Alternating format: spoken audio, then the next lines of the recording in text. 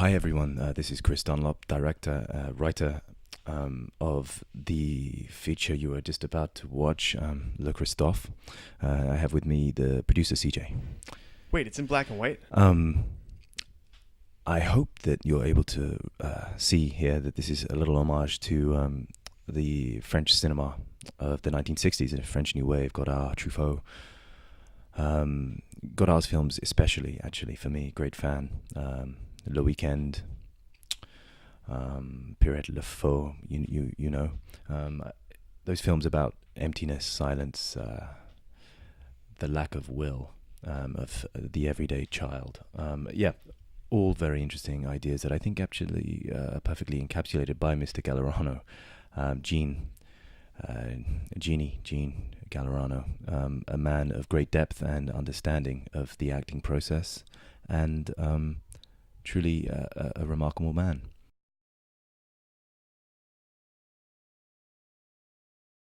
And here we actually playfully used the shower curtain for the swipe, and revealed that face, Gene's face, so lost.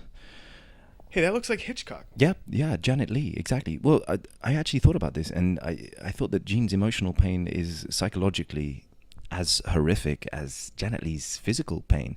In one fell swoop, he becomes not only the stabbed, but the stabber.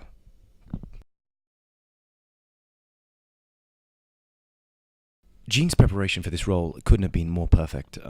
He studied for months using different techniques, Meisner, a little of Stanislavski, and really locked himself up in a room for a good amount of time, just dealing with the sense of loss. He didn't speak to anyone. He actually refused to return my calls for a long time.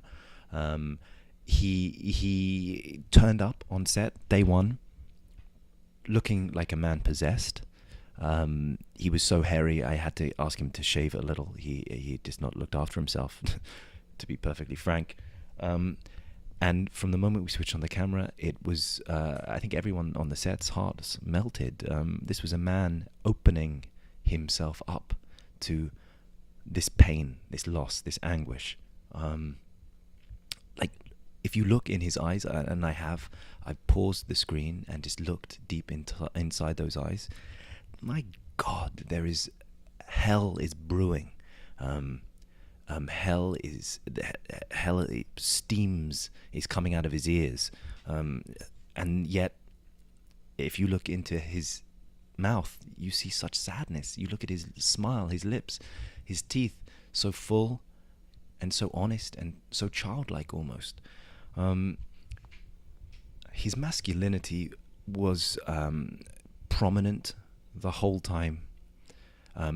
He puffed his chest out like a proud king, a peacock at times, and then at others brought it in, showed his feminine side almost. At points, he was able to jump between understanding himself fully and having no idea what the hell he was doing, and it was magical. It was absolutely magical to see. He was frenzied, like a frenzied rabbit, and then like a frenzied tiger, all in the same breath.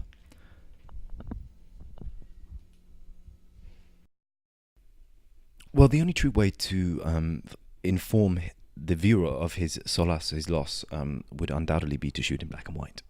Also, Godard shot in black and white throughout the whole of the 60s, as did Truffaut, as did many great artists. We actually see here a very Godardian use of various characters. We see Christophe, Cary Grant, Christophe, Bob Dylan, Christophe, Seth Rogen,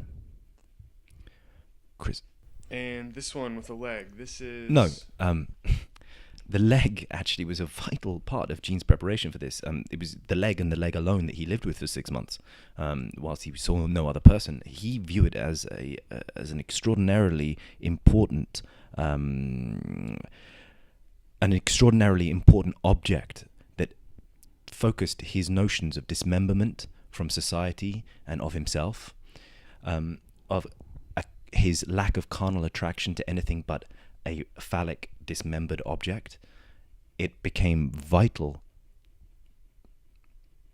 It became a vital tool for him to gather his strength as an actor, and you see him there propping himself up. This leg is now himself. He is part of the leg is part of him, yet it is nothing.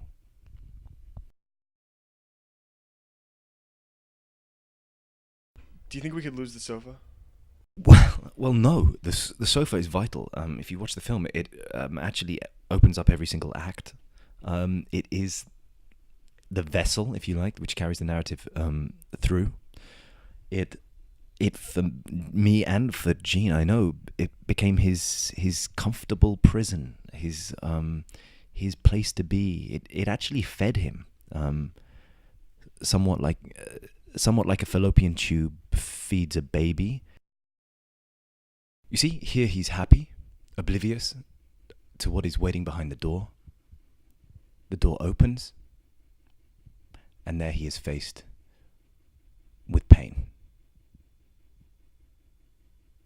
No, the sunflower doesn't mean anything.